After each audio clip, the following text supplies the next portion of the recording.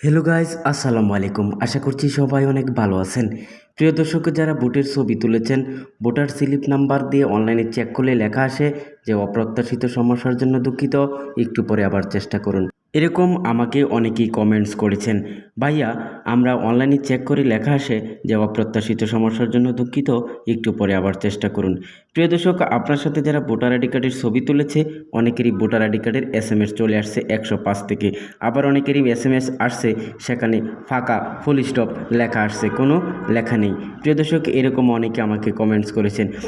প্রিয় ভাই বন্ধুগণ, তাই আজকের ভিডিওতে আপনাদেরকে জানিয়ে দেব, যারা এখনও মোবাইলে SMS পাননি 105 থেকে, আপনাদেরকে 3টি প্রসেস অবলম্বন করলে আপনি SMS পেতে পারেন।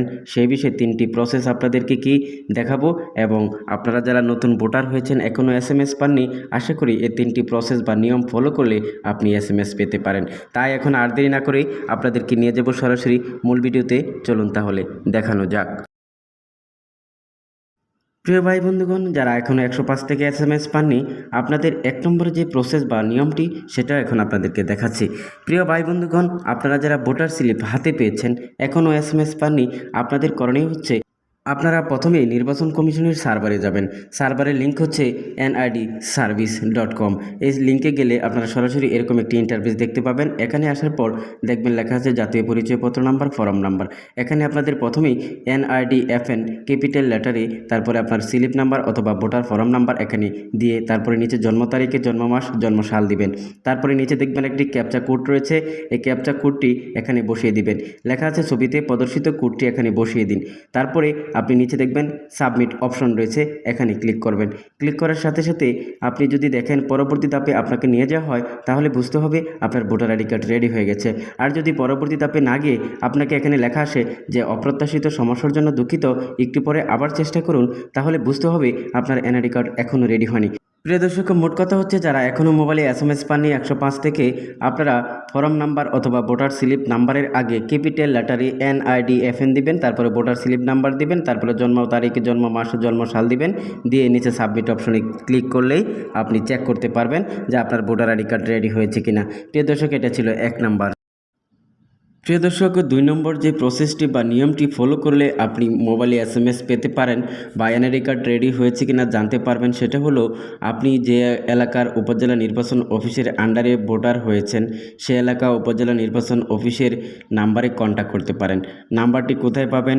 আপনি গুগলে গিয়ে সার্চ করবেন আপনার উপজেলা নির্বাচন অফিসের নাম, লিখবেন জেলা নির্বাচন অফিসারের কার্যালয়, আপনার এলাকার উপজেলা বা জেলা নির্বাচন অফিসারের কার্যালয়ের নাম লিখে সার্চ করবেন। অর্থাৎ যে এলাকার উপজেলা বা জেলা নির্বাচন অফিসারের কার্যালয়ের আন্ডারে আপনি ভোটার হয়েছেন, সে এলাকার উপজেলা বা জেলা নির্বাচন অফিসারের কার্যালয়ের নাম লিখে সার্চ করলেই তাদের সাথে কন্ট্যাক্ট করার জন্য মোবাইল নাম্বার চলে আসবে, দেখতে পাবেন, এবং ইমেল অ্যাড্রেস পাবেন। সেই ইমেল অ্যাড্রেস বা মোবাইল নাম্বারে কন্ট্যাক্ট করে তাদের সাথে কথা বলতে পারবেন। তাদের সাথে কথা বলে আপনার ভোটার স্লিপ নাম্বার জন্ম তারিখ বললেই তাদের সাথে আপনি কথা বলে জানতে পারবেন আপনার ভোটার আইডি কার্ড রেডি হয়েছে কিনা। এটা ছিল 2 নাম্বার। সম্মানিত ভাই বন্ধুগণ, 3 নাম্বার হচ্ছে সবচেয়ে গুরুত্বপূর্ণ একটা বিষয়। এই পদ্ধতি বা নিয়মটি ফলো করলে আপনি অবশ্যই সঠিক খবরটি জানতে পারবেন আপনার ভোটার আইডি কার্ড রেডি হয়েছে কিনা বা SMS কবে পাবেন।